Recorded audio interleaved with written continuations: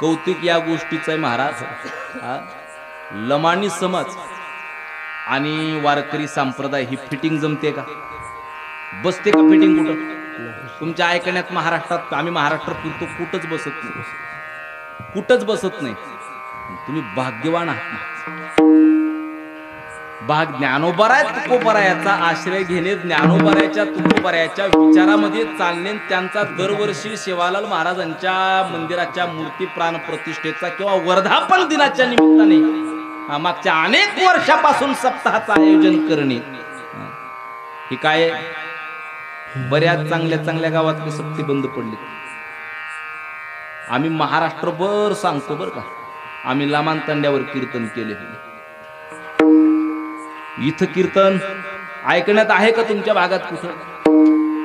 तांड्यावर सप्ताह मी तर पहिल्यांदाच ऐकतो, कुठंच नाही. ऐका महाराज कुठं? हे कुणाच्या हातून घडत नाही, ज्याचं अनंत जन्माचं पुण्य असेल त्याच्याच हातून घडत असतं, विनाकारण असं घडत. पांडुरंगा गुरु प्रथम नमन दुसरे चरणा संतांची या त्यांच्या कृपादाने कथेचा विस्तारू. बाबाजे सद्गुरु दास तुका जयांचे केले या स्मरण, होय सकळ विद्यांचे अधिकरण, तेचे वंदू श्री चरण श्री गुरूंची ते नमस्कारोनी. आता वंदू रंग भूमिका कीर्तनी उभे होते त्या लोका, टाळ मृदंग श्रुती देका, तया माझे नमन दंडवत.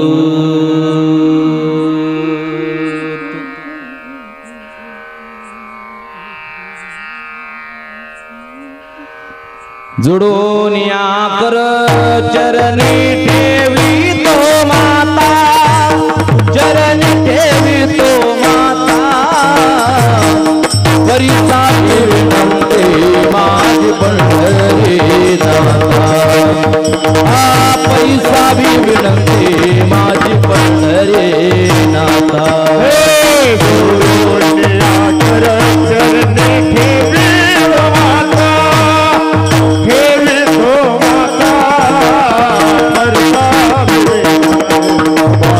पंढरी नाथा, परिसा हरी जोडनिया कर चरणी देवी तो माता, चरणी देवी तो माता, परिसावी विनंती, परिसावी विनंती माझी पंढरी नाथा. जोडनिया कर चरणी देवी तो माता, चरणी देवी तो माता, परिसावी विनंती, परिसावी विनंती माझी पंढरी नाथा. मस्तक माझा पायावरी या वारकरी संतांच्या, पुण्य फळले बहुता दिवसा, भाग्य उदयाचा ठसा, झालो सन्मुख तो कैसा, संत चरणी पावलो. प्रस्तुत प्राप्त स्थळी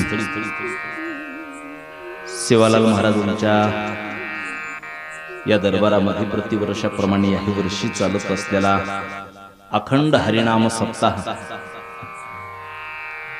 आणि अखंड हरिनाम सप्ताहातील आजच्या तृतीय दिवसाची कीर्तन रूपी सेवा योगायोगानं अनायासे माझ्याकडे पडली.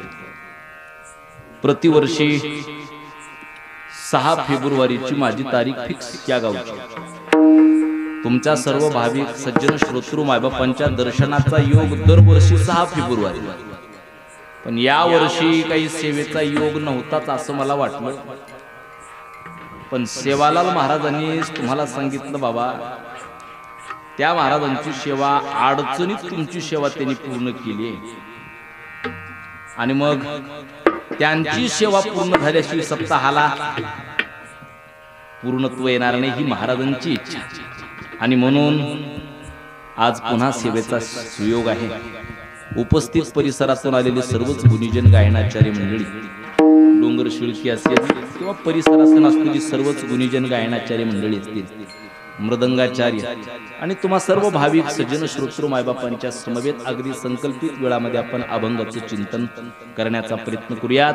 आमच्या बालाजी भाऊंनी मला या ठिकाणी दिलेलं निमंत्रण आणि त्यामुळे तुम्हा सर्व भाविक सज्जन श्रोतृ मायबापांच्या दर्शनाचा आलेला हा योग आहे. सगळेजण मिळून परमात्म्याची सेवा करूयात.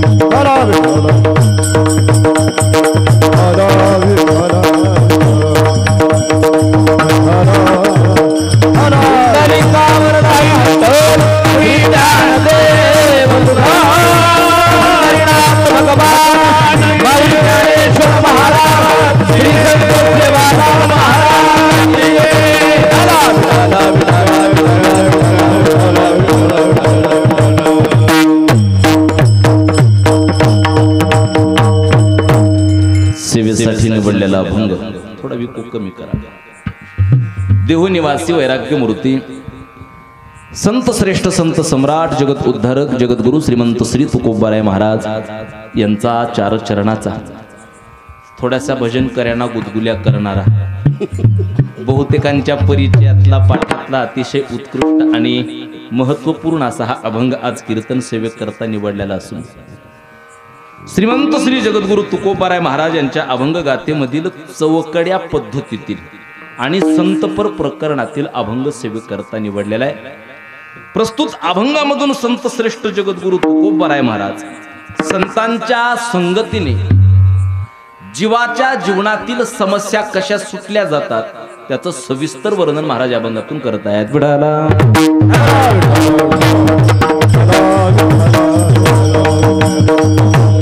अभंग श्रीमंत श्री जगद्गुरु तुकोबाराय महाराजांचा आहे.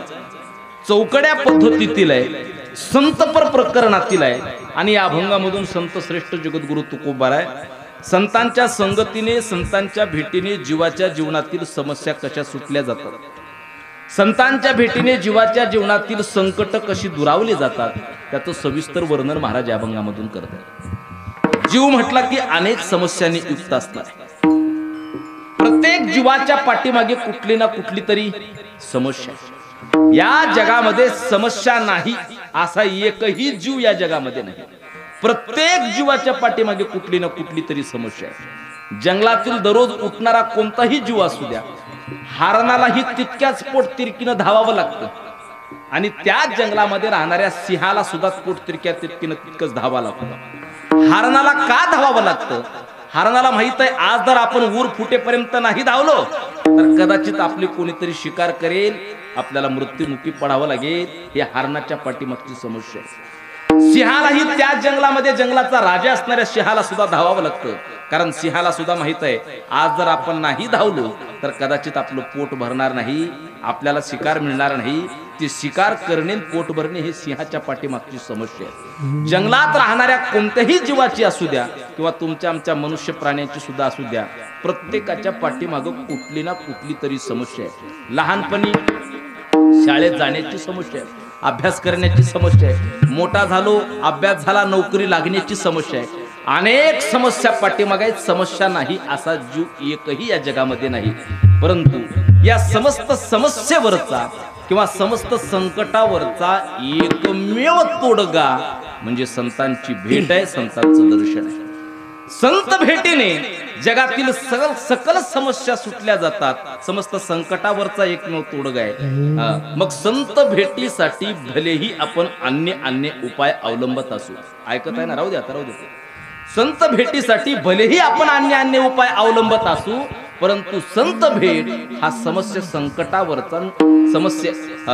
समस्यावरचा एकमेव उपाय आहे. विठाला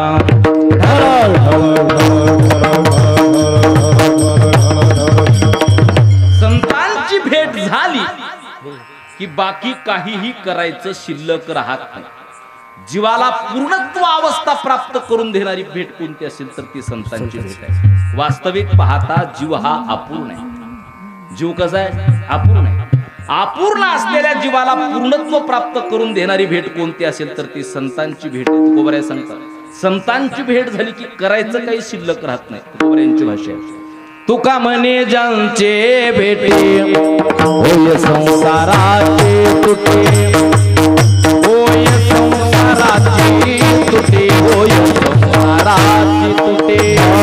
तुका म्हणे ज्यांचे भेटे होय संसाराचे तुटे, होय संसाराचे तुटे. तुका म्हणे ज्यांचे भेटी होय संसाराची तुटी, होय संसाराची तुटी, होय संसाराची तुटी. तुका म्हणे ज्यांचे भेटे होय संसाराचे तुटे, होय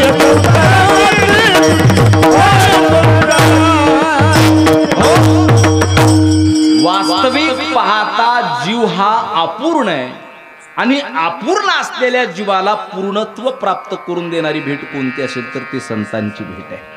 संतांची भेट झाली की करायचं काही शिल्लक राहत नाही. तुका म्हणे ज्यांचे भेटी होय संसाराची तुटी.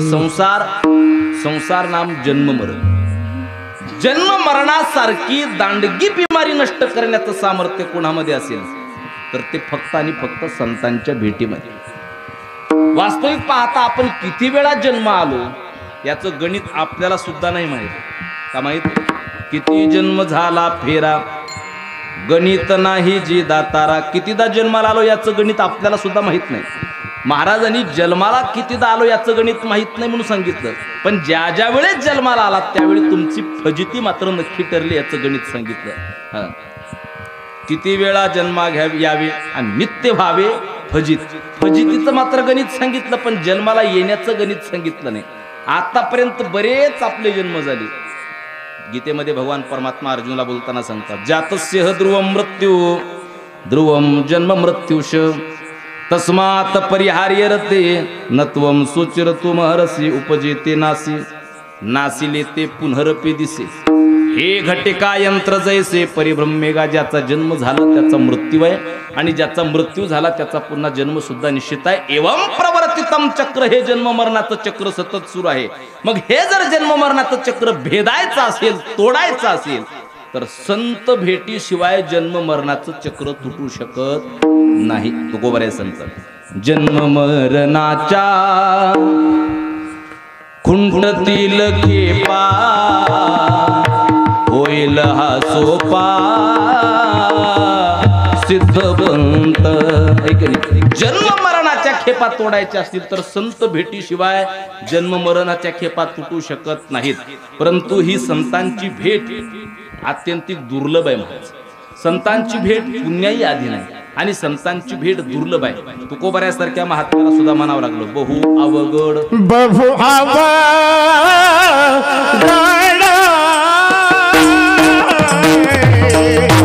आहे तुमचा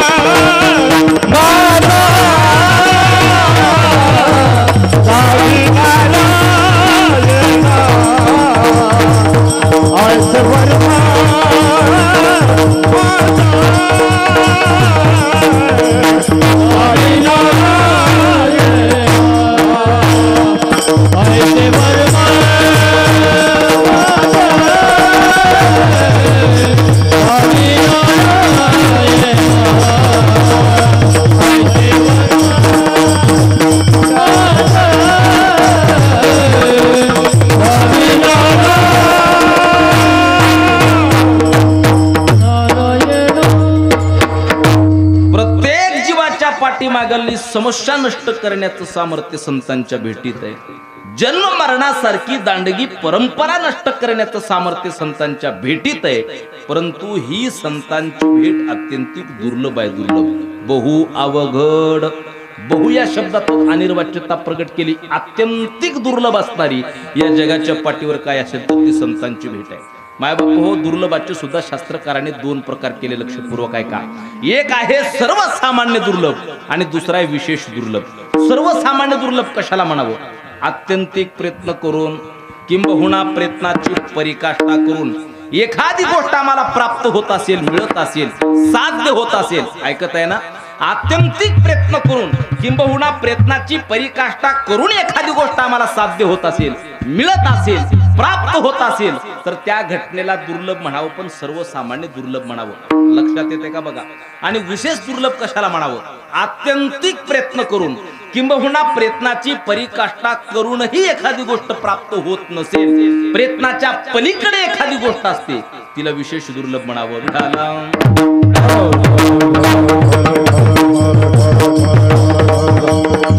प्रयत्नवादी पुरुष असेल, बरं का, एखादा सामर्थ्यवान पुरुष असेल तर त्याच्या जीवनामध्ये न घडणाऱ्या घटना सुद्धा एखादी वेळेस सहज सहज सहज सहज घडून जातील. त्या सर्व घटनांना सर्वसामान्य दुर्लभ घटना म्हणावं. मी उदाहरण देतो म्हणजे लक्षात येईल. मला सांगा, समुद्र तरून जाणं सोपं आहे का? ऐकत आहे ना? समुद्र तरून जाणं सोपं आहे का? समुद्राची खोली, लांबी, रुंदी याचा विचार करा. अथांग असणारा तो महासागर आहे. तो महासागर कोणीही तरंगून जाऊ शकत नाही. आत्यंतिक दुर्लभ असणारी घटना आहे. परंतु इतिहासाचे पानं उलटा.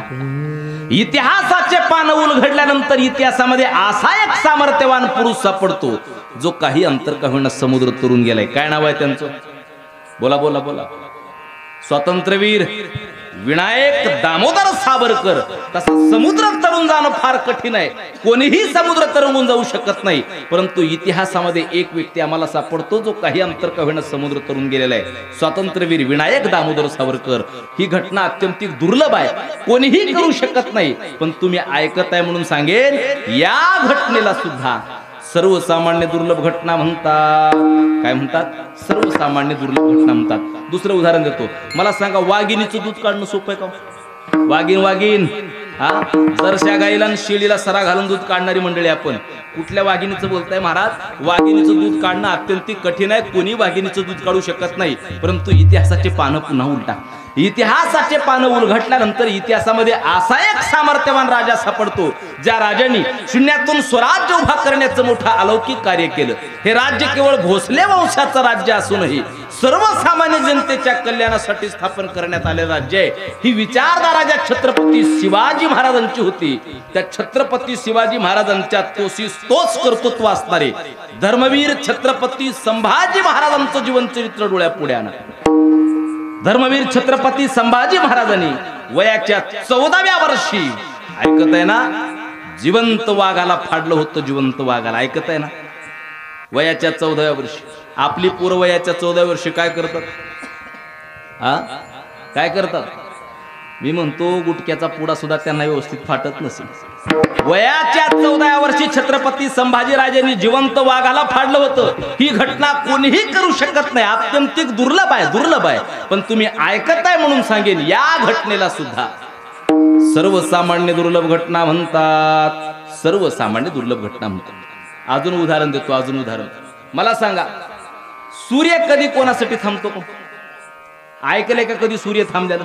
इकडं तुमच्याकडं डोंगर शिळकीच्या भागात होय, सूर्य कधीच कोणासाठी थांबत नाही महाराज. सूर्याचं काम आहे जगाला प्रकाशित करणे.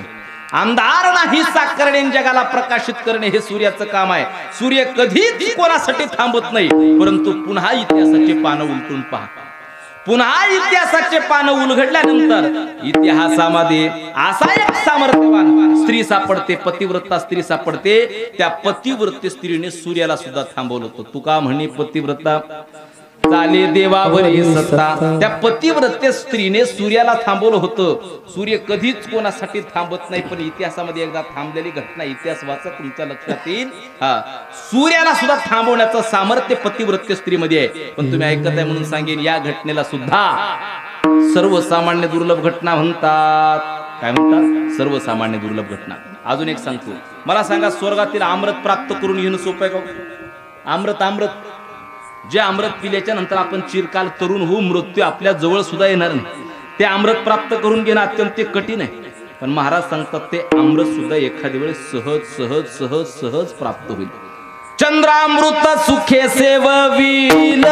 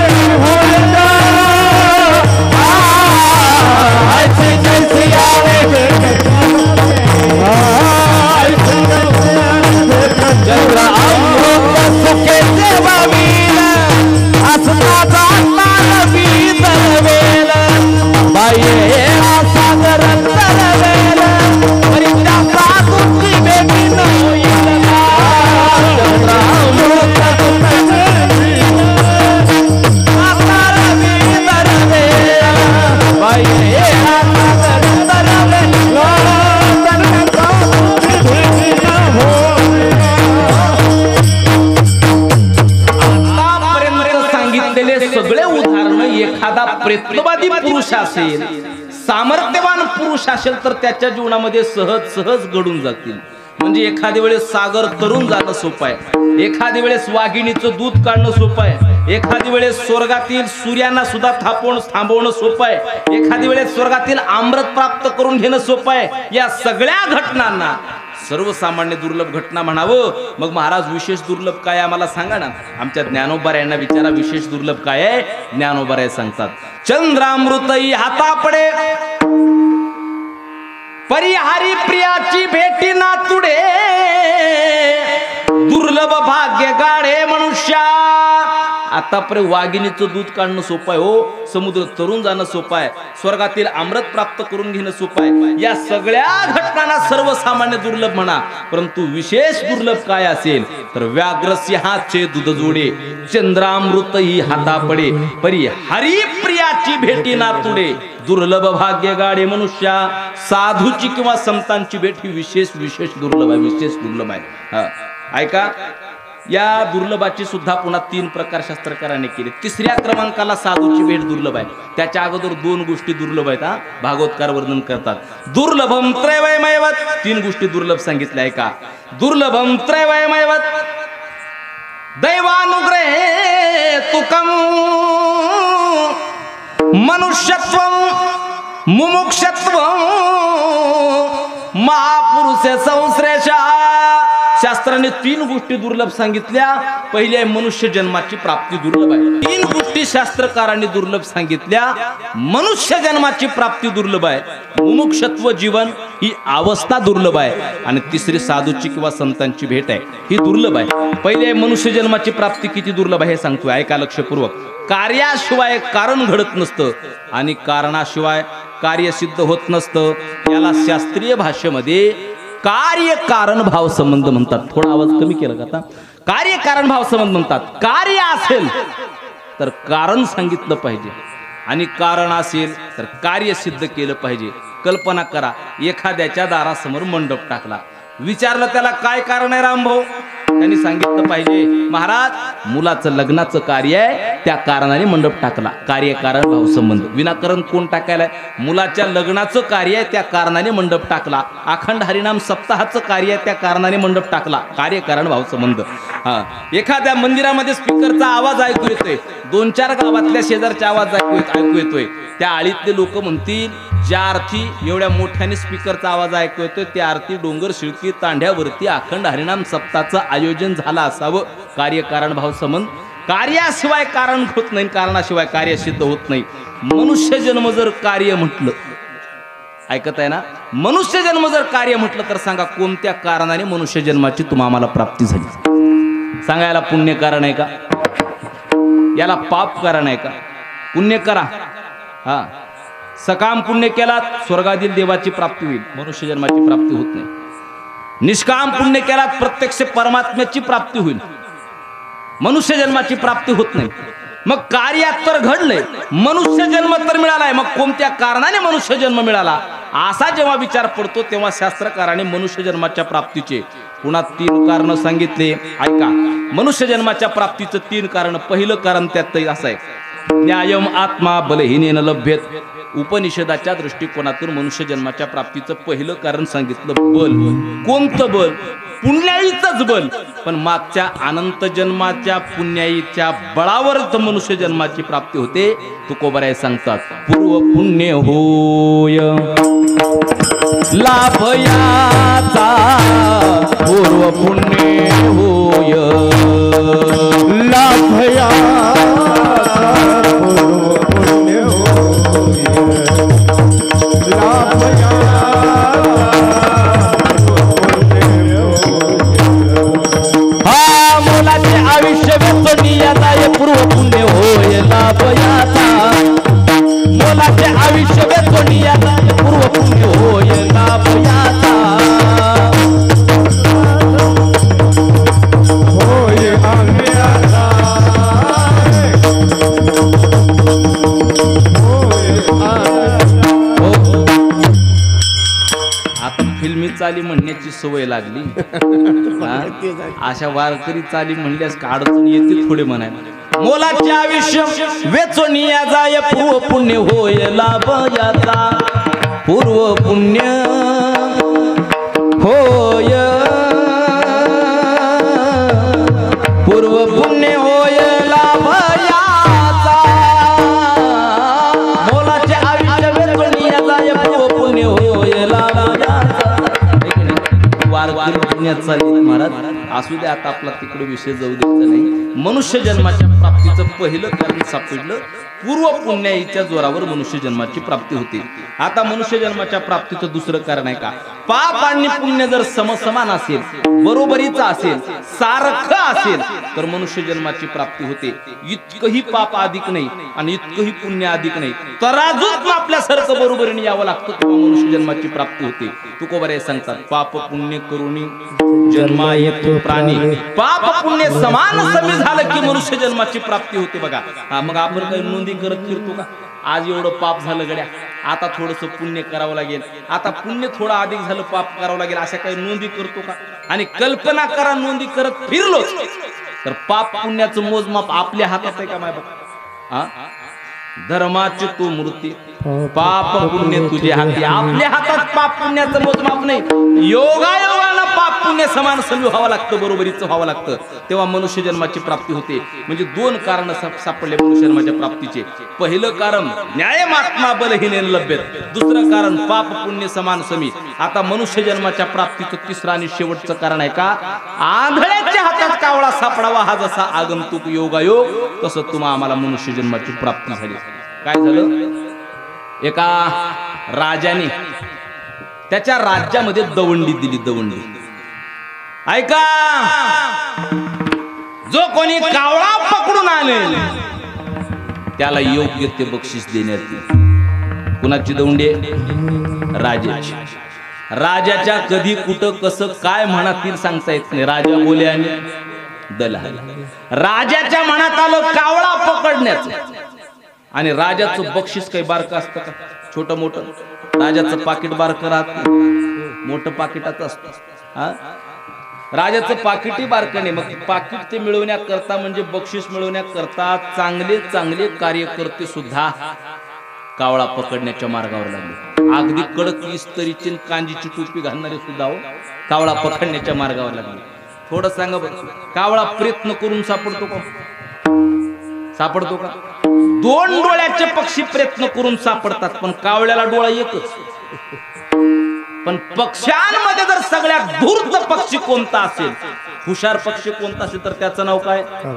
म्हणून तर काही काही माणसाला सुद्धा काय म्हणतात? ते लय कावळेवणी म्हणतो, काही केलं तर सापडत नाही. हा, किती घोटाळे पंचम केलं तर सापडत. कावळा सगळ्याच पक्षांमध्ये धूर्त, इतका धूर्त आहे महाराज. आता वेधशाळेचा अंदाज अलीकडे ते पंजाबराव डक आल्यामुळे अगदी तंतोतंत आता कळायला लागला. इतक्या वाजून इतक्या वाजता पाऊस पडणार आहे. बरंच शेतकऱ्याचा फायदा त्याच्यापासून होतोय.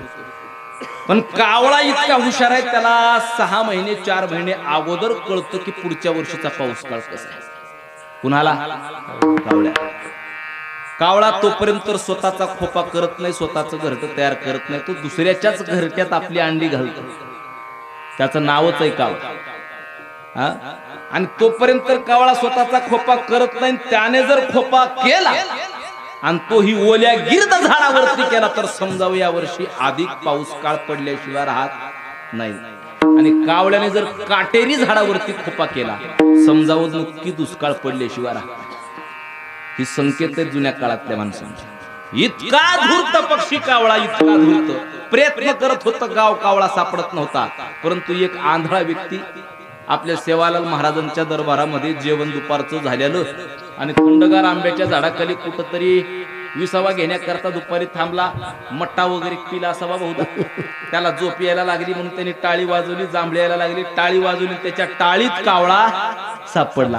गाव प्रयत्न करत होतं, डोळस व्यक्ती प्रयत्न करत होते, तर कावळा सापडत नव्हता. एका आंधळ्या व्यक्तीला सहज सापडला. हा किती योगायोग आहे, किती योगायोग आहे. तसं तुम्हा आम्हाला हा मनुष्य जन्म, आंधळ्याच्या हातात कावळा सापडावा हा जसा आगंतुक योगायोग तसा सापडला. तो कोबऱ्या पावला दे पावताली नाय, पावला दे पावताली नाय, नगडे उपाय घडो आले, घडो आले, नगडे उपाय घडो आले. पावला दे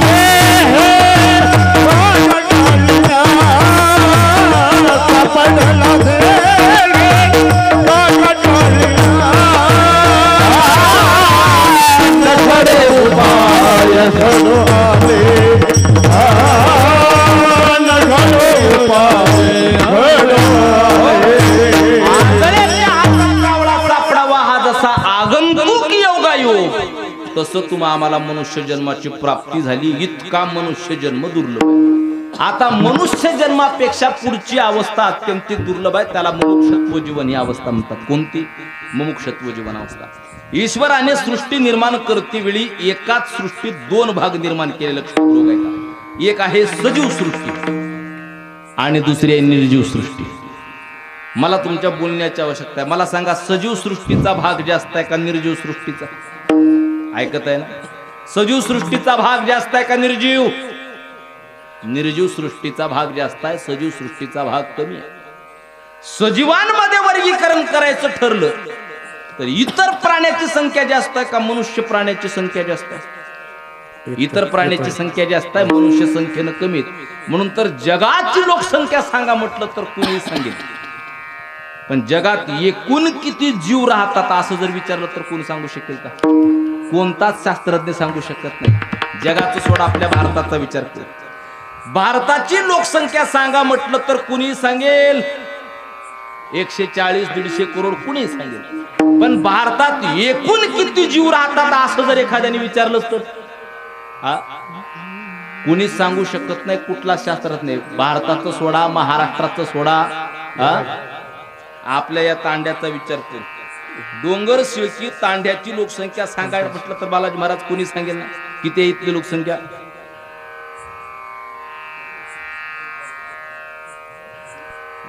तांड्याची इथली लोकसंख्या समजा 1000 लोकसंख्या तांड्याची असेल, 1000-1200 लोकसंख्या.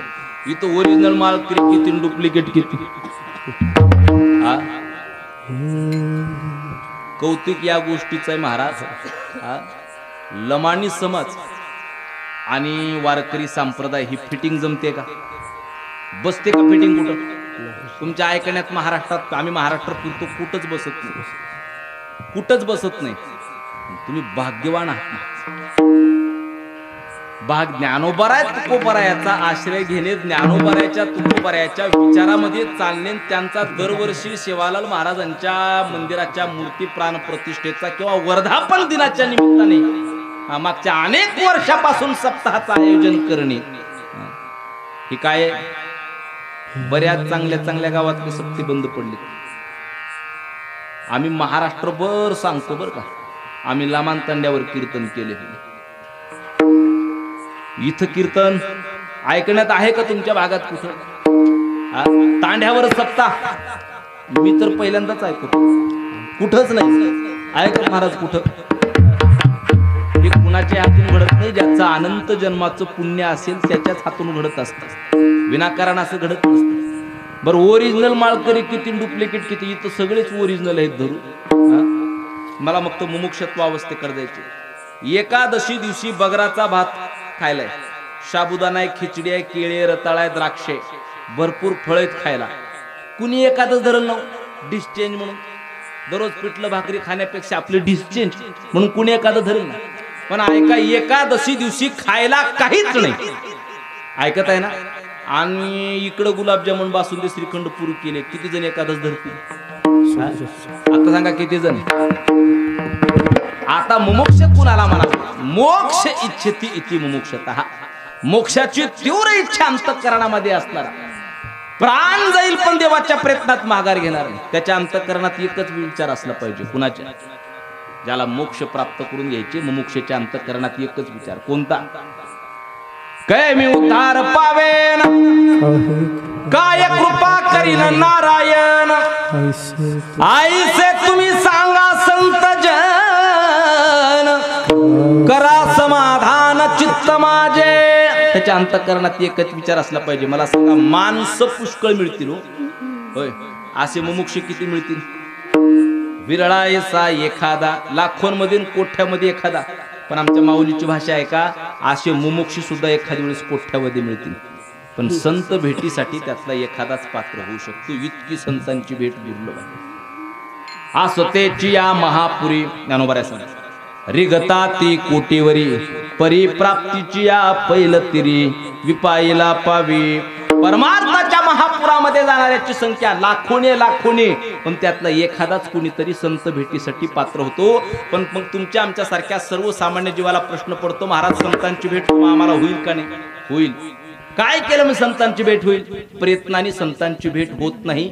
संत भेट प्रयत्नाने चालू, संत आपोआप भेटतील, पण त्यासाठी तुम्हाला आम्हाला आधी पिकून बसावं लागतं. प्रयत्नाने संतांची भेट होत नाही, परमार्थात पिकून बसले की संत आपोआप भेटतात. मला सांगा, आंब्यानं कधी पोपटाला पत्र लिहिले का? पिकून बसावं लागतं. म्हणजे काळं निळं व्हावं लागतं, जांभळं जांभळं व्हावं लागतं, लाल लाल व्हावं लागतं. असा हात धरू नका बरं का. पिकून बसावं लागतं या शब्दाचा अर्थ आहे कर्म साम्यक दशेवर यावं लागतं. आंब्यानं कधी पोपटाला पत्र लिहिले का? प्रिय पोपटराव, तुम्ही ज्याच्या अनेक दिवसापासून वाट पाहत होता, तो मी हापूस आंबा आता परिपक्व अवस्थेला आलेलो आहे, कृपया तुम्ही येऊन माझं सेवन करावं. असा आंबा कधी पोपटाला पत्र लिहितो का? ऐकत आहे ना? लिहित नाही. मग आंब्याला पोपट खात नाही का? आंब्याला पोपट खातो. आंब्यानं काय करावं? पिकून बसावं. आंबा पिकला की पोपट आपोआप येऊन सेवन करतो. तसं तुम्ही आम्ही सुद्धा परमार्थात पिकून बसलो की संत आपोआप येऊन भेट देतात. मिळाला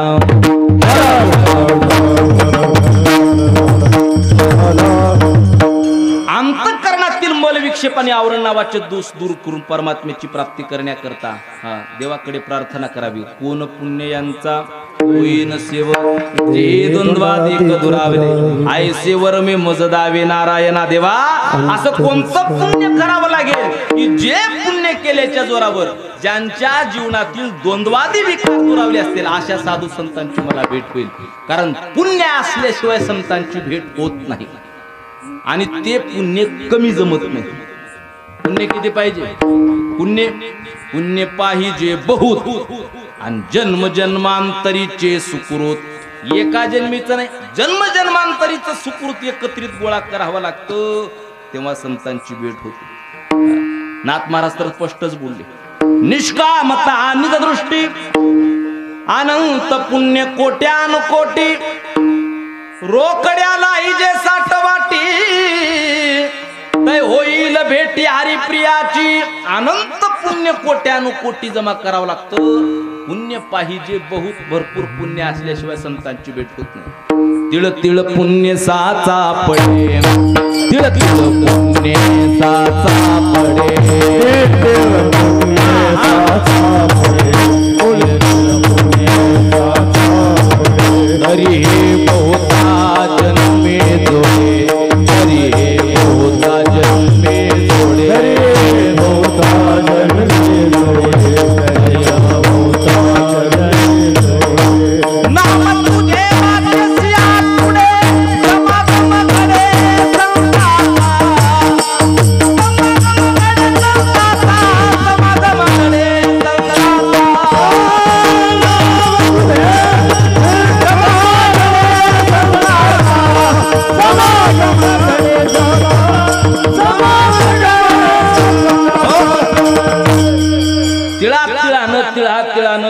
तिळानं पुण्य साठवावं लागतं. कारण बहुत पुण्य असल्याशिवाय, भरपूर पुण्य असल्याशिवाय संतांची भेट होत नाही. आणि कसं आहे, कुठलाही आटम एकदाच साठत नसतो. ऐकत आहे ना, इकडे लक्ष द्या. कुठलाही आटम एकदाच साठत नाही, तो तिळानं जमा करावा लागतो. जमा का आता या मृदंगाचे एवढं गोड मृदंग वाजवतात, हा मला सांगा, यांना डायरेक्ट कीर्तनात वाजवायला का पहिल्या दिवशी? एवढं सगळं मटेरियल गोळ्या करण्याकरता किती वर्ष? गुरुवरे महाराज आमचे सांगतात, घासावंच लागतं, घासल्याशिवाय जमा होत नाही. बरोबर आहे की नाही? 10-12 वर्ष गुरुकडे राहावं लागतं, ज्ञान प्राप्त करून घ्यावं लागतं, आणि एक एक बोल साठवावं लागतं, जमा करावं लागतं. पहिल्यांदा थाप टाकायला शिकवतात, थाप. नंतर ते किती बी थापा मारत असतील, पहिल्यांदा थाप टाकायला शिकवतात. नंतर चाट कशी मारावी, नंतर 10 कसं टाकावा, गदिगन कसं करावं, तिरकिट कसं काढावं, असे अनेक बोल असे जोडले जातात. आणि मग वजनी ठेका दिला जातो. मग पुन्हा त्याच्यात लग्गी, सरपट्या, मुकडे, आणि मग पुन्हा आस्ताई, एवढा सगळा भरणा एकत्रित गोळा करावा लागतो. तेव्हा मृदंगाचार्य म्हणून कीर्तनात वाजवायला मिळतं. आहे की नाही? तसं पुण्य जमा करण्याकरता सुद्धा एकदाच पुण्य जमा होत नाही. तिळ तिळ पुण्य साचा पडे, तिळात थोडं. संस्कृत मध्ये एक म्हण आहे, संस्कृत मध्ये, क्षण त्यागो कुतम विद्या आणि कनक त्यागो कुतम धन. क्षणाक्षणाचा त्याग केला, विद्या कुठून मिळेल? विद्यार्थी अवस्थेत प्रत्येक क्षणाक्षणाला अभ्यासाचं लक्ष असलं पाहिजे. क्षणाक्षणाचा त्याग केला विद्यार्थ्यांनी, विद्या कुठून मिळेल? आणि कणाकणाचा त्याग केला, धन कुठून जमा होईल? धन जमा करण्याकरता कणाकणानं जमा करावं लागतं. तसं तिळ पुण्य तिळानं जमा करावं लागतं. याच्या करता आता आपण टक्केवारीने इथं बसलेले सगळे शेतकरी आहोत. पेरण्या कशा करता करतात शेतकरी? पेरणी वाढवण्याकरता तर पेरणी करतात. पेरायचं असेल, वाढवायचं असेल तर काय करावं लागतं? पेरल्याशिवाय वाढत नाही. कारण एका बीजा केला नाश आणि मग भोगिले कणीस. कणीस भोगण्याकरता पहिल्यांदा एक बी ते मातीत कालवावं लागतं. जे अन्न आपण पोटात घालणार आहोत, लेकरा बाळाच्या मुखात घालणार आहोत, ते अन्न पहिल्यांदा मातीत कालवावं लागतं. शेतकरी एवढा हुशार आहे, त्याला माहित आहे आज एक बीज आपण मातीत कालवायचे, पण पुन्हा त्याचं कणीस निघणार. तुकोबारायची भाषा, बीज पेरिले शेती. शेतात बी पेरताना व्यक्ती काय करतो? असा पिशव्या हातात घेऊन जातो. बी जातो की नाही? ज्वारीचं बी घेऊन जाताना हातात 2 पिशव्या अशा हलवीत घेऊन जातो, किलोच्या 2-2 किलोच्या, आणि शेतात नेऊन पेरतो. बीज पेरिले शेती आणताना हातातच आणतो का? मग गाड्यावरी वाहते. मग गाड्या ह्याला काय म्हणा, वाढवायचं प्रोसेस म्हणावं. शेतकरी पेरणी करतो वाढवण्याकरता. बरं, नुसतं पेरून जमतं का हो शेतकऱ्याला? नुसती पेरणी केली, त्याची जोपासनाच नाही केली, त्याच्याकडे पाहिलंच नाही, येईल का पीक? न राखिता निगा न गाडी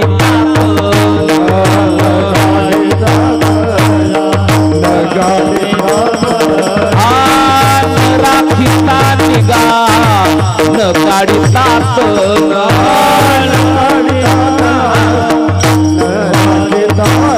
कन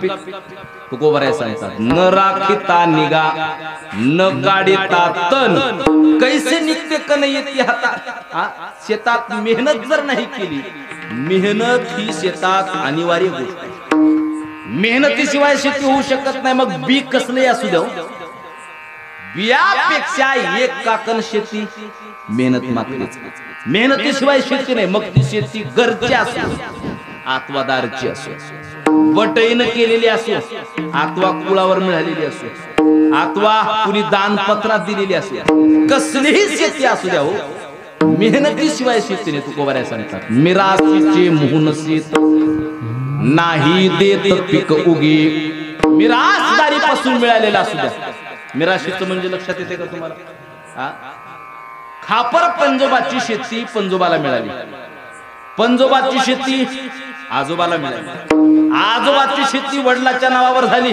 आणि वडिलाची शेती आतापर्यंत तुमच्या नावावर झाली याला काय म्हणावं मिरासदारी म्हणाली जो राशि मेरे नाम से चुन ली गई हो उस विभाजित की गई राशि का नाम मेरी राशि का नाम होता है मिरासी वडिलोपार्जित तुम्हाला जी जमीन प्राप्त झाली घरची जमीन थोडक्यात सांगायची घरची जरी जमीन असली तरी पीक उग देते का ऐकताय ना शेतकरी आहेत ना तुम्ही सर्व जमीन घरची जरी असली तरी पीक उग देते का नाही देत पीक उगे पीक उग देत नाही मेहनत करावीच लागते आणि मेहनत ही साधी सुधी नाही मला जुन्या काळामध्ये हिवाळा संपला की अशी नांगरून टाकायची जमीन नांगरून 12 बैली नांगर असायची पूर्वी होते का नाही बाबा 12 बैल नांगर कालांतरानं 12 बैलाचं 4 बैलावर नांगर आला काही काळ लोटला 4 बैलाचा 2 बैलावर आला तुम्ही बहुतेक 2 बैलावर पर्यंत नांगर हाणलेली असते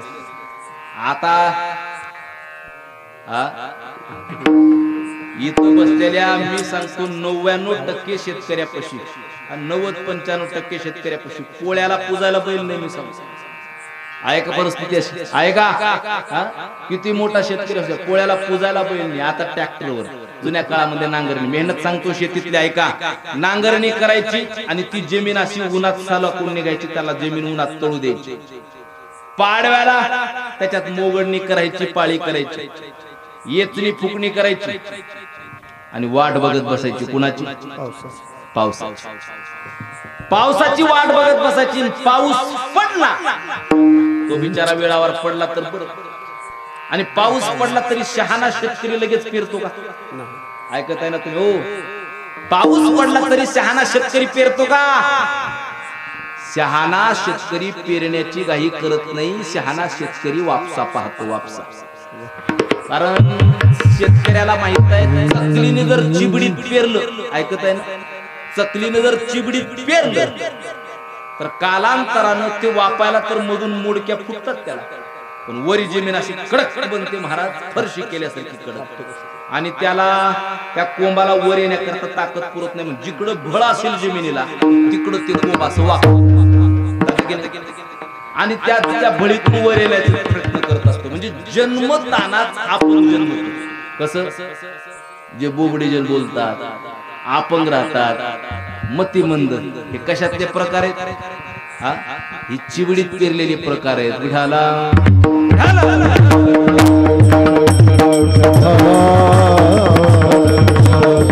म्हणून शहाणा शेतकरी काय पाहतो वापसा वापसा जीवनामध्ये किती महत्वाचा आहे सांग आमच्या तुकोबऱ्यांना विचारा वापसा जीवनामध्ये किती महत्वाचा विधीने सेवन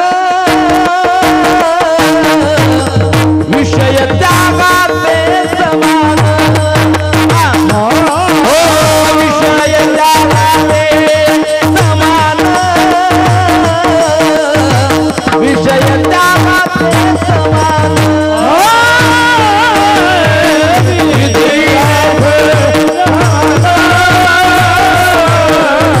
विषय त्यागाते समान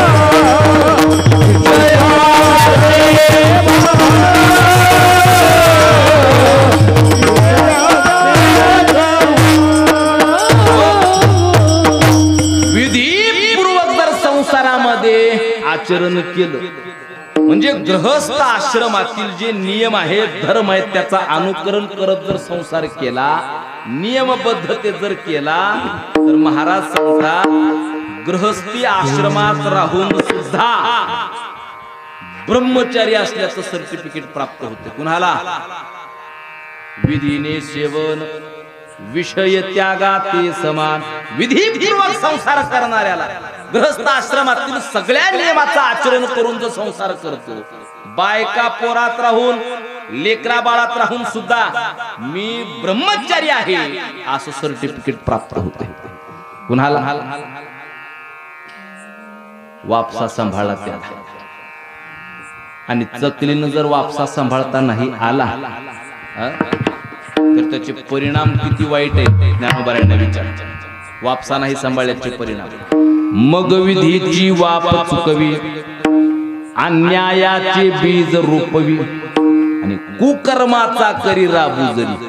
विधीची वाप चुकवतोय, अन्यायाचं बीज रोपवतोय आणि कुकर्माचा राब करतोय. असा जर संसारात एखादा कुणी असेल तर त्याचे परिणाम किती वाईट आहेत ज्ञानोबा सांगतात. मग तया ते सारिखे असंभव्य पाप पिके, मग जन्म कोटीवरी दुखे, जीव भोगी कोठ्यावधी जन्म घ्यावा लागतात. कुणाला? इकडं आहे का? जाऊ द्या ते माईक. कोठ्यावधी जन्म घ्यावा लागतात. कुणाला? विधीची वापसा चुकवला त्याला. म्हणून वापसा जीवनामध्ये व्होल्टेज कमी आहे. राहू द्या काय नका करू. विधीचा वापसा जीवनामध्ये अत्यंतिक महत्वाचा आहे. वापशाला किती महत्व आहे शेतकऱ्याच्या जीवनामध्ये त्याचंही मार्गदर्शन तुकोबाराय करतात. मडे झाकोनी या करीती पेरणी, मडे झाकोनी या करीती पेरणी, मडे झाकोनी या करीती पेरणी, झाकोनी या करती पेरणी, उनबियाची वाणी लवलाओ, उनबियाची वाणी लवलाओ.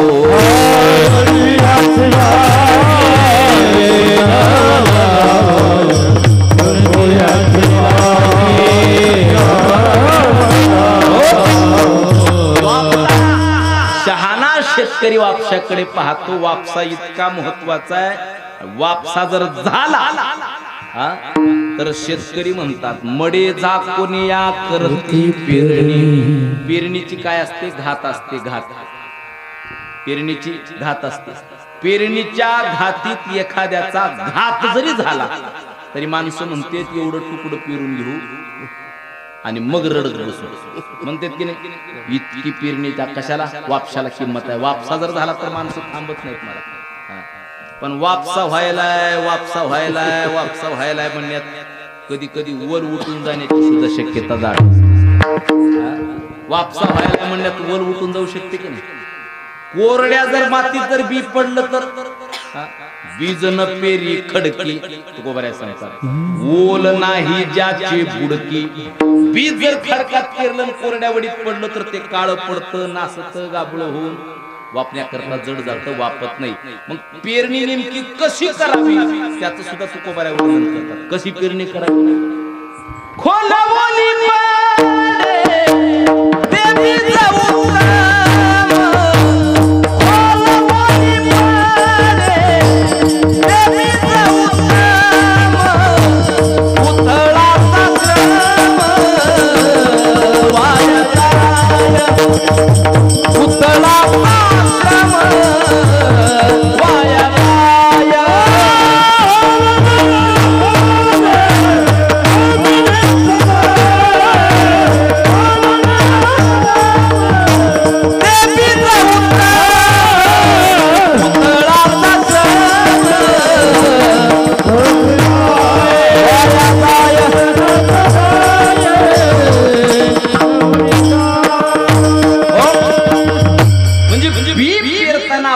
गावठी भाषेत नक्कीला बी पडाव म्हणतात. ओलीला पडाव म्हणतात की नाही. होल ओली पडे ते बीज उत्तम आणि कोरड्या कोरड्या मातीत पडलं तर उथळाचा श्रम वाया जाय, म्हणून आपला श्रम वायाला जाऊ नये म्हणून शेतकरी बी पेरताना वापसा फार महत्वाचा आहे, वापसा सांभाळतात. पण पेरणी करून गपचूप बसतात का? पेरणी करून गप बसत नाहीत, ते बी त्याच्यावर रासणी करतात, बी झाकून टाकतात. रासणी म्हणा लोड म्हणा करतात की नाही? का रासणी कशा करतात? कारण शेतकऱ्याला माहित आहे बी जर उघड राहिलं तर पाखरं खातील, उगवणार नाही. याच्या करता रासणी करतात. जसा शेतकरी हा झाला आतापर्यंत सांगितलेला दृष्टांत, हा लंबा चौडा सांगितलेला आतापर्यंत काय दृष्टांत आहे. आता सिद्धांताकडे या. जसा शेतकरी पेरलेलं बी झाकतो तसं ज्ञानवान व्यक्ती, दानशूर व्यक्ती, परमार्थिक व्यक्ती केलेलं पुण्य सुद्धा झाकून टाकतात. ज्ञानोबा सांगतात ऐका, नाना कृषी वळू आपुले पांघरणी पेरिले तैसे झाकी निपिजले. दान पुण्य पेरलेलं बी जसं शेतकरी झाकतो रासणी करतो तसं ज्ञानवान व्यक्ती, दानशूर व्यक्ती केलेलं पुण्य सुद्धा झाकतात, केलेलं दान सुद्धा झाकून टाकतात. का? ते जर दान सांगितलं तर त्याच्यातली पावर कमी होत. आपण केलेलं पुण्य जर सांगितलं तर त्या पुण्यातली अर्धी पावर जाते.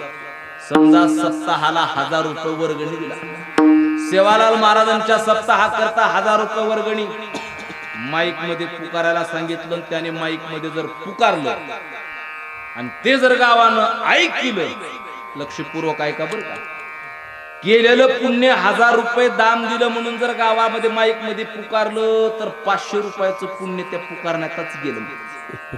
आता राहिलं 500चं शिल्लक. बरीच माणसं पत्रिकेवर माझं का नाव नाही, का फोटो पत्रिकेवर नाही, उपकार म्हण तुझं नाव पत्रिकेवर नाही, केलेलं पुण्य जमा ठेवलं. केलेलं पुण्य जर सांगितलं तर अर्ध वायाला जात असतं महाराज, वाया त्याची पावर जात असत. जे पॉवरफुल कंपनीच्या बाटल्या असतात की पॉवरफुल, कोराजी, अजून काय किंग, कुठल्या कुठल्या, आपण आता शेतकरीच सगळे पॉवरफुल कंपन्याच्या जी बाटल्या असतात त्या बाटल्याला कंपनी देताना डबल बुचून देते, 2 बुचून देतं की नाही. एक वरलं टोपण असते ना, एक खाली रबलाचं असतं, त्याला मारतून खोलावं लागतं, देतं की नाही. का? ते जर मारतून खोलल्याचं टोपण उगवलं त्याच्यातली हवा जात असते आणि त्याच्यातली पावर कमी होते. म्हणून हुशार शेतकरी जेवढं पाहिजे तेवढंच घेतो, पुन्हा ते टोपण असं गचलं का पावर जाऊ नये म्हणून. तसं केलेलं पुण्य जर सांगितलं तर पावर कमी होत असत. म्हणून आपल्याकडे माऊंद्याचा कार्यक्रम असतो. माऊंद म्हणतो की नाही, माऊंद शब्द हा अपभ्रंशन तयार झाला. पहिला शब्द आहे मावद. काय शब्द आहे? मावद. पुन्हा झालं त्याचं माऊंद. आता तर आपल्या गावडळ विषयात मामद म्हणतो. ते मामद नाही, माऊंद बी नाही, तो मूळ शब्द आहे मावद. मा म्हणजे पुण्य आणि वद म्हणजे बोलू नको, केलेलं पुण्य सांगू नको, त्याचं नाव आहे माऊंद. ऐकत आहे ना? त्याचं ना आपण बॅनर लावून कार्यक्रम करतो. कशाचा? मामद्यात. केलेलं पुण्य जर सांगितलं तर अर्ध पुण्य वायाला जातं. म्हणून केलेलं पुण्य सांगू नये. जसा शेतकरी पेरलेलं बी झाकून ठेवतो तसं आपण ज्ञानवान व्यक्ती दानशूर म्हणून तर गुप्तदानाची पद्धत आहे ना. गुप्तदान कशा करताय? त्याच्यातली हवा जाऊ नये म्हणून. हवा गुप्तदान ही पद्धत जे केलेलं पुण्य सांगू नये. तसं शेतकरी केलेलं पेरलेलं बी जसं झाकून टाकतो तसं ज्ञानवान व्यक्ती केलेलं पुण्य झाकावं. नाना कृषी वळू आपुले पांगुरळी पेरिले तैसे झाकी निपिजले दान पुण्य.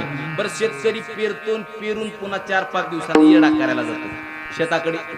4-5 दिवसानं येडा करायला जातो की नाही? कारण पूजोनी देव पाहिजे आणि पेरोनी शेता जाईजे. तो शोनी प्रसाद घेईजे. अतिथीचा देवपूजा करावी मग देवाऱ्याकडे पाहावं. किती शोभेवून दिसतात. आंघोळ घालावी, ड्रेस घालावा देवाला, त्याला गोपीचंदन लावावं, फुलं चढवावीत, उदबत्ती फिरवावी, निवद दावावा, मग दर्शन घ्यावं. मग देवारा कसा सजवून दिसतो. तसं देवपूजा करून देवपाट्याकडे पाहावं. पेरोनी शेता जाईजे. पेरणी करून मग शेताकडे जावे. कडे कोपरे व्यवस्थित वापलेत का? कुठं दाट पातळ झाले का, कुठलं तास बेरलंय का, हा हे सगळं पाहण्याकरता चांगल्या पद्धतीचं उगून आले की माणसं म्हणतात जमलं जमलं. चांगल्या पद्धतीचं उगून आलं जमलं. पण नुसतं उगून आलं जमलं म्हणून भागतं का? आधून मधून त्याच्यात काय करावं लागतं? आधून मधून निवडावे तन,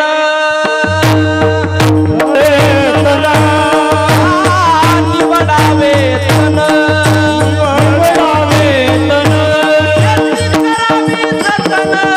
शेती करावी जतन, शेती करावी जतन, शेती करावी जतन, शेती करावी जतन, शेती करावी जतन. व्यवस्थित वापलं म्हणून बी शेतकरी असा शांत बसत नाही. आधून मधून त्याच्यातला जाळवा काढावा लागतो, तण उपडावं लागतं, कोळपणी करावी लागते की नाही? हा कशाची? त्या शेतीचं नाही, या शेतीचं बोलतोय. लक्षपूर्वक आहे का? या वर्षीच त्या वर्षीला जर विण्यावरची धूळ फुकली, या वर्षीच त्या वर्षीला जर विण्यावरची धूळ फुकली तर भजन येतं का? चौकड्यावरच्या चाली म्हणता येतात का पण?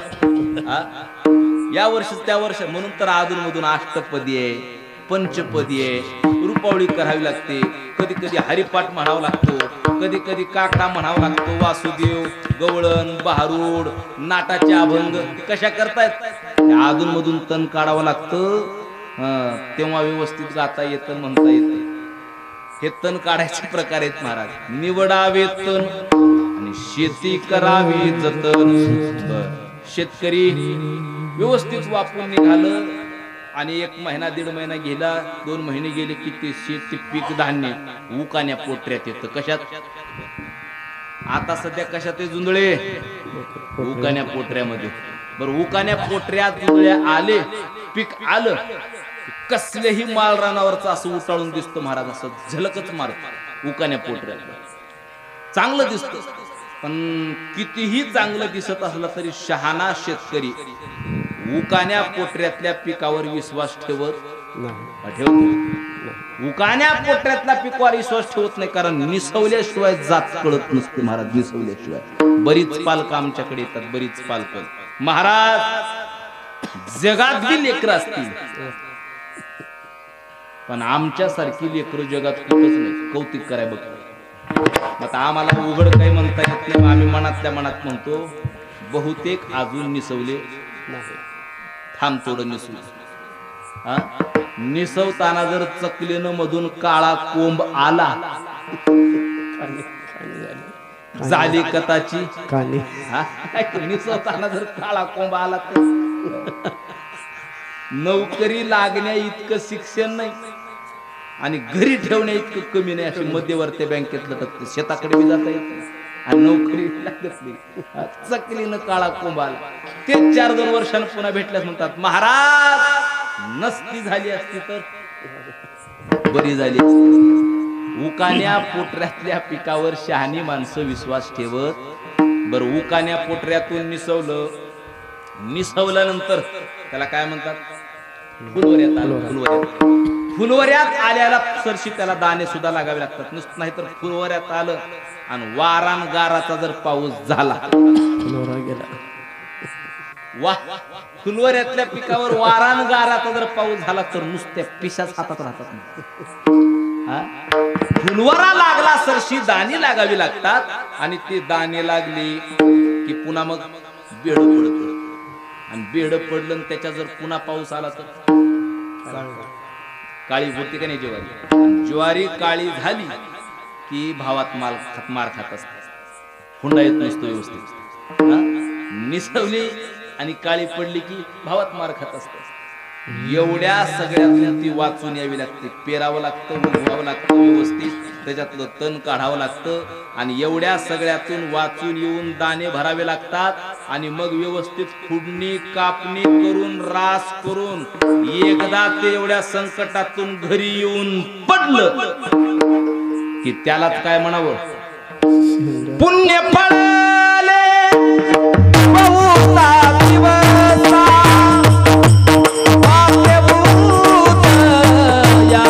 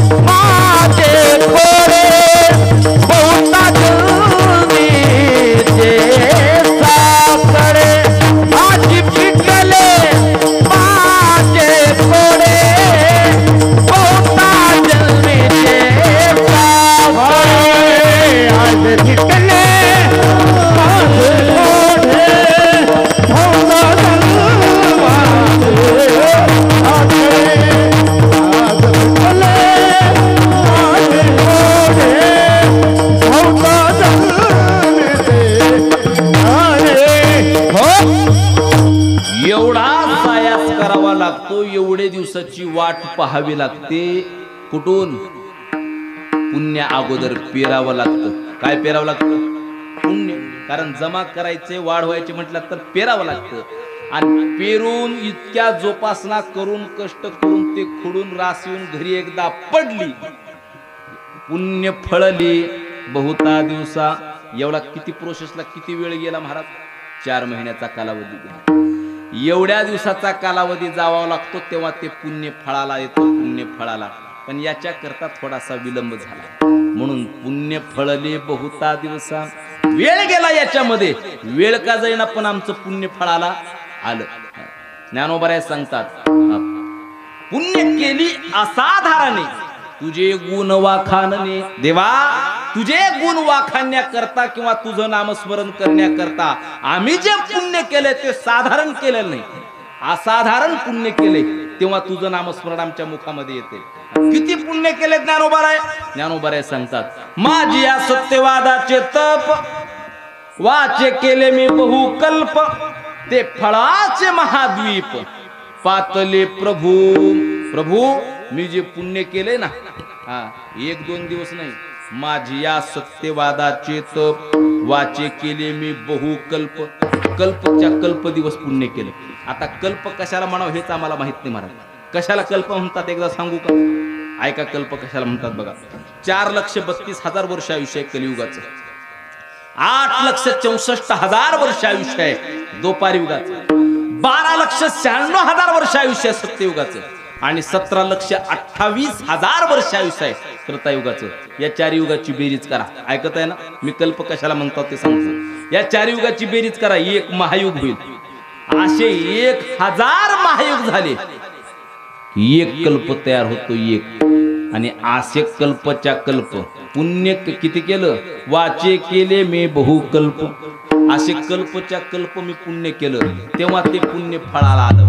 पुण्य फळले बहुता दिवसा. पण महाराज, पुण्य फळाला आलं, पुण्य फळाला. आपल्या तालुक्याचा आमदार मंत्री झाला. आता इथलं सांगत नाही बरं, कुठलं तरी आपल्या तालुक्याचा आमदार मंत्री झाला. आणि त्याच्याकडे आपल्या तांड्यातला एक बारका छोटासा माणूस गेला, आणि साहेब, आमका माझं काम पडले, तुमचं एक लेटर पाहिजे. आता साहेबाला नाही म्हणता येतं का? साहेबाला असे तांडे असे गाव किती तालुक्यात? अहो, शेकडो गाव आहेत ना असे. साहेबाला एकतर नाराजही करायचं नसतं, माणसाला नको म्हणायचं नसतं. इथलं सांगत नाही, लक्षपूर्वक आहे का? मग साहेब माणूस नाराज होऊ नये याच्या करता लेटर देतो. लेटर त्याच्यावर शिक्का नसतो, बोगस लेटर देतो. बोगस.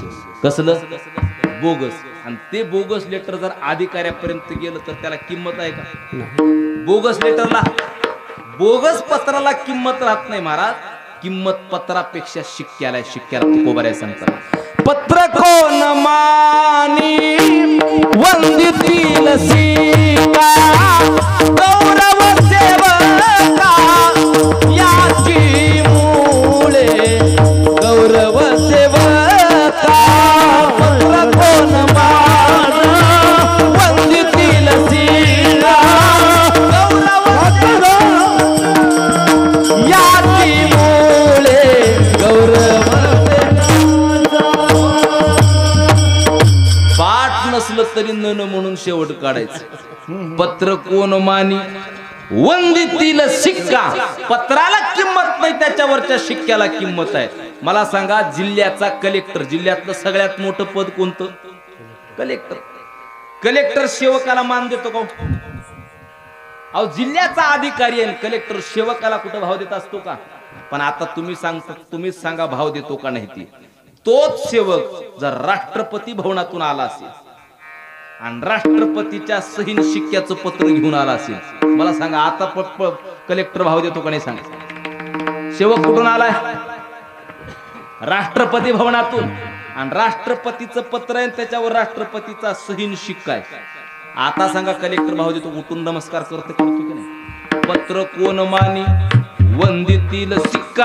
आणि या सिक्क्यामुळे गौरव सेवका, त्याची मुळे सेवकाचा सुद्धा गौरव होतो. इतकं शिक्क्याला महत्व आहे. शिक्क्याला ते अण्णा बाळा होऊन गेले सातारा जिल्ह्यामध्ये. अण्णा बाळाचा पवाडा पूर्वी प्रसिद्ध होता. सातारा जिल्ह्यामध्ये अण्णा बाळा होऊन गेले. आणि कालांतराने त्यांनी राजकारणात प्रवेश केला आणि गावचे सरपंच झाले. त्या अण्णा बाळापैकी एक जण गावचा सरपंच. विरोधकांनी गावातल्या सगळ्याच कामाचं श्रेय यांनाच जातंय म्हणून त्या अण्णा बाळाला असा बेदम मार दिला महाराज.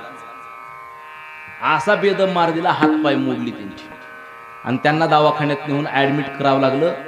शासकीय रुग्णालयात ऍडमिट झाले.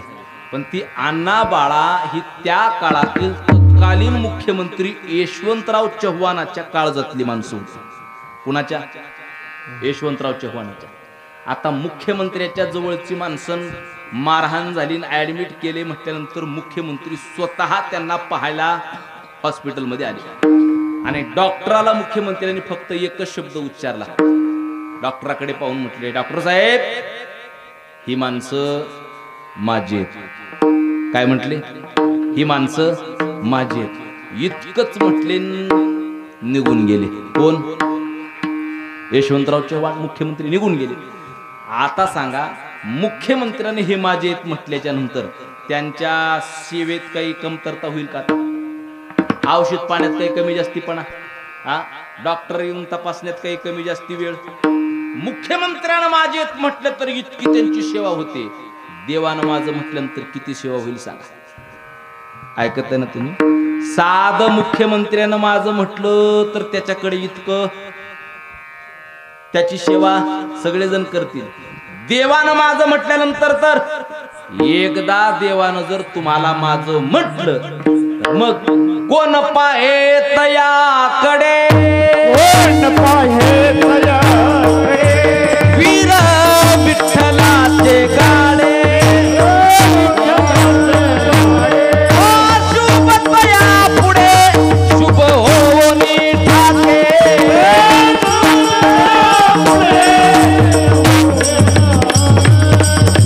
अशुभ तया पुढे शुभ हो. एकदा देवानं माझं म्हटलं त्याच्याकडे कुणाची वाकडी नजर करून पाहण्याची ताकद होईल का? कोण पाहे तयाकडे. आमचं पुण्य फळाला आलं हे कशावरून? आमचं भाग्य उदयाचा ठसा कशावरून? देवानं आमच्यावर शिक्कामोर्तब केलाय. काय शिक्कामोर्तब केलाय? तैसा मी एक पतित परी तुझा मुद्रांकित.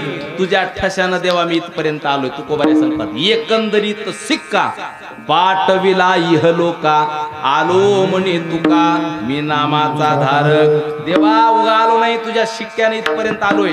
मग देवानं माझं म्हटल्यानंतर काही त्याच्यात कमतरता? देवानं माझं म्हटल्यानंतर मग काही कमतरता होत नाही. आणि या देवानं माझं म्हणण्याकरता संतांची भेट व्हावी लागते.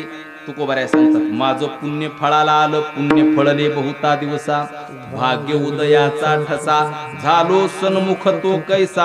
आतापर्यंत देवाशी विनमुख होतो मी. जीवाच्या जीवनातील सगळ्यात मोठी समस्या कोणती असेल तर जीव देवाशी विनमुख आहे. आणि विनमुख असलेल्या जीवाला देवाशी सन्मुख होता आलं पाहिजे. म्हणून तर जन्म मरण आहे ना, विनमुख आहोत म्हणून तर. देव झाला पाठी मोरा आणि नुसती विघ्न येती घरा. आपण देवाला पाठी मोरे केले किंवा चुकतील तया थोर झाली हानी, पचतील खाणी विसरली तया थोर झाली हानी, पचतील खाणी 84च्या. देवाला विसरलो म्हणून 84 लक्ष जन्मयोनीमध्ये आपल्याला पडावं लागतं. कशासाठी? आपण देवाशी विनमुख झालो म्हणून. देवाशी विनमुखता संपवावी आणि देवाशी सन्मुख होता व्हावं. संत भेटतात आणि देवाशी सन्मुख करतात आणि ते आम्हाला बोध नावाचा आटम देतात. कोणता आटम? बोध.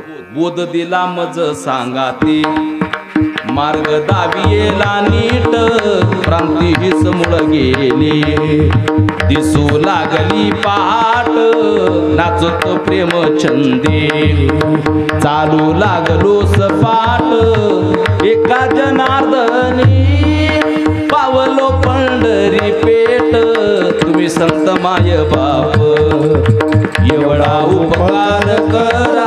संत आम्हाला बोध नावाचा आटम देतात. किंवा दुसरं एक प्रमाण सांगतो, बोध पुत्र निर्माण झाला जेव्हा, ममता मातारी मरून गेली तेव्हा, भक्ती बहीण धावत आली गावा, आता संध्या करू केव्हा, झाली संध्या संदेह माझा गेला, आणि आत्माराम हृदयसे जे प्रगटला.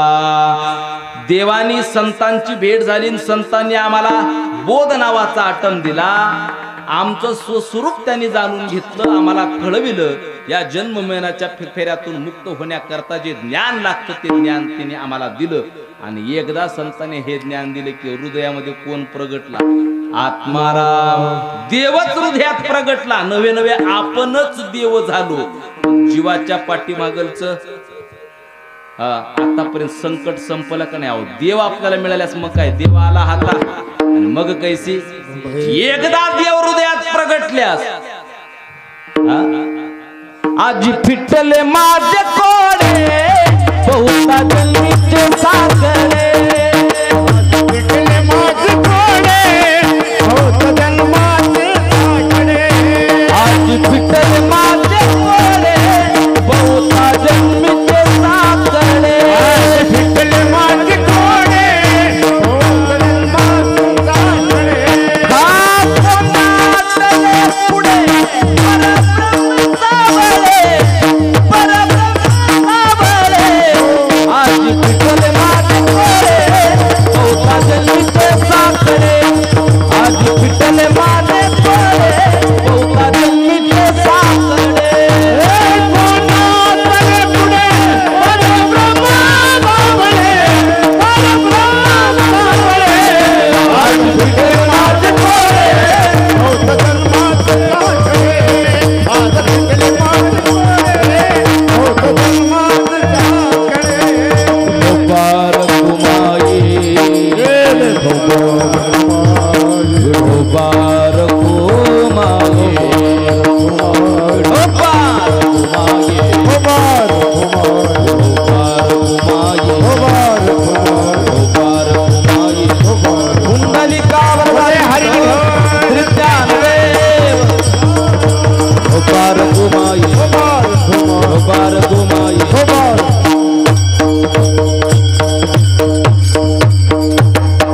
पुण्य फळले बहुता दिवसा, भाग्य उदयाचा ठसा झालो सन्मुख तो कैसा, संत चरणी पावलो.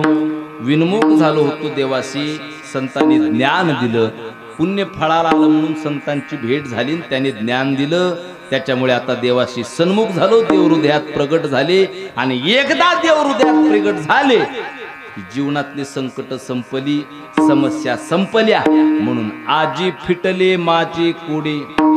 एक दोन दिवसाचे नाही, बहुदुःखाचे किंवा बहुता जन्मीचे साकडे. आणि देव हृदयात प्रगट झाल्यानंतर दिसणारी वस्तू सुद्धा देवच दिसायला लागली. कोंदाटले पुढे परब्रह्म सावळी.